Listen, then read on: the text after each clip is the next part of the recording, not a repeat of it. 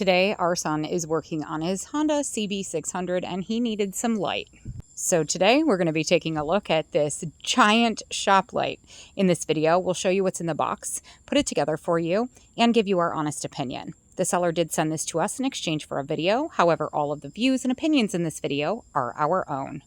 You don't need any tools to assemble this. It's all hand tightened together.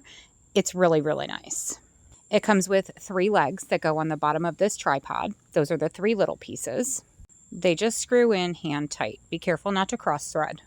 Then you're going to secure the lights to the bar. Each of the ones on the ends has 1 screw and the one in the middle has 2 screws. There is a 3rd screw hole in the center and we'll get to that shortly. Next, you're going to secure the telescopic pole to the actual tripod base.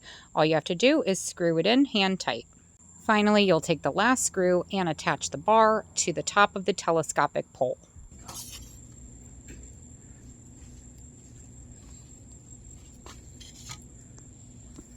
Now it's literally as tall as you. That's wild. Look at the bugs. Bugs are loving it. Been on a couple of minutes. They run good warm. and warm. It's warm. Oh, there it goes. You gotta lift up on it. Now it's sturdy. Now it has a strong base, like us.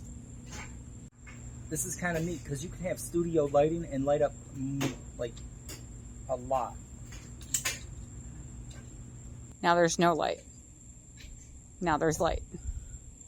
No light.